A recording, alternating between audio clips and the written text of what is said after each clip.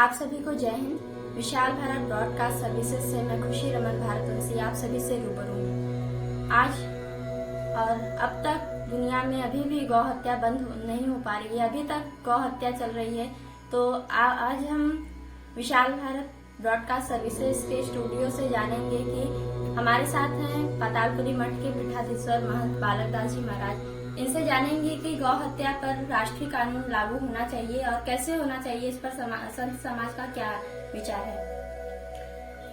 जय श्री राम। देखिए, जिस प्रकार से आज भी गौ हत्या हो रही, हालांकि पहले की अपेक्षा बहुत कम हुआ है, परंतु फिर भी अभी यत्र तत्र और कई जगह पर जो मतलब गौ हत्याएं हो रही हैं, उनमें कहीं ना कहीं से सरकार जितना दोषी है उतना हम सभी लोग भी दोषी हैं, क्योंकि हम अपनी जिम्मेदारी भी नहीं समझ पा रहे हैं। हम आप क्या कर रहे हैं कि जो गैयों को रखते हैं और जब तक दूध देती है तब तक तो हम उसको पालते पोसते रखते हैं। जब दूध देना बंद कर देती है तो हम गाय को फिर छुट्टा छोड़ देते हैं। वो चौराहों पर रहती है, सड़कों बीच में रहती है या किसी के खेत में जाएगी, तो कहीं ना कहीं से उसको लोग पकड़ करके, और जो लोग इसके घात बना करके बैठे हुए हैं वो पकड़ करके गौ हत्या कर दे रहे हैं। तो ऐसी स्थिति में सरकार को तो चाहिए ही कि राष्ट्रीय पशु घोषित करे, और लेकिन साथ साथ में जो कई प्रांतों में कानून बनाई गई है, उन प्रांतों के साथ साथ मुझे लगता है केंद्रीय स्तर से कानून बनना चाहिए जिसपर कि पूर्ण रूप से प्रतिबंध लगे।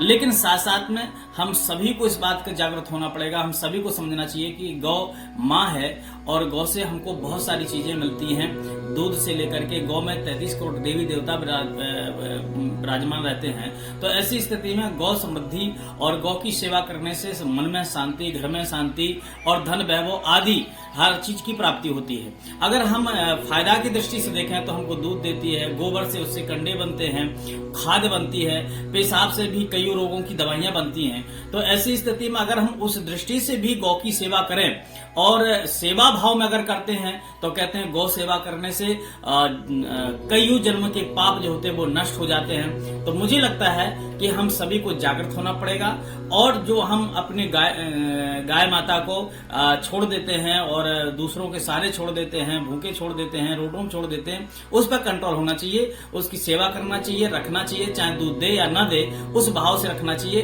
तब जाकर के यह गौ हत्या बंद होगी। अन्यथा जब तक हम नहीं सुधरेंगे, सरकार के भरोसे रहेंगे, तो निश्चित रूप से कहीं न कहीं लुके छुपके ये कार्य चलता ही रहेगा।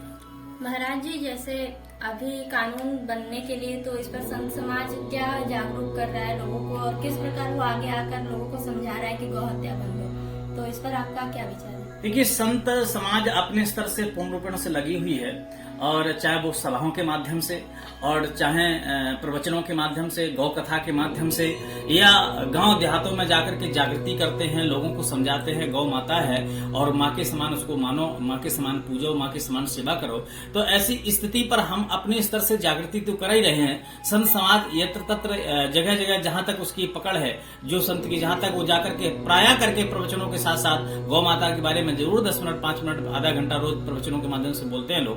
तो मुझे लगता है कि संत अपने स्तर से जागृत है और कर भी रहा, लेकिन साथ साथ में जन चेतना भी होना चाहिए। जन लोगों को भी चेतन होना चाहिए, लोगों को सुधरना चाहिए, क्योंकि हम आपको समझा के आएंगे, हम गौ के बारे में बता के आएंगे, लेकिन आप पता चले मेरे आने के बाद गौ को अगर छोड़ देंगे, रोड में तड़पने के लिए छोड़ देंगे, भूखे तड़पने के लिए छोड़ देंगे, प्यासी छोड़ देंगे, तो कहीं ना कहीं से जो पापी लोग हैं, जो गौ कत्ल करने वाले लोग हैं, उन पर जो है वो मौका मिलेगा, वो गाय को पकड़कर इस प्रकार की घटना घटा सकते हैं। तो मुझे लगता है कि हम लोगों की जो बातें हैं उनको लोगों को समझना चाहिए। हम लोग तो अपने स्तर से गौशालाओं का भी निर्माण कर रहे हैं, और जो दूध नहीं भी दे रही हैं, जैसी भी हैं बूढ़ी, सब गायों की सेवा कर रहे हैं। तो ऐसी स्थिति में अगर जिसको लगता है कि भारी हो रहा है तो वो गौ का किसी गौशाला में पहुंचाने का कार्य करें, लेकिन ऐसा छुट्टा न छोड़ें जिससे कि गौ कसी की बंदी हो सके।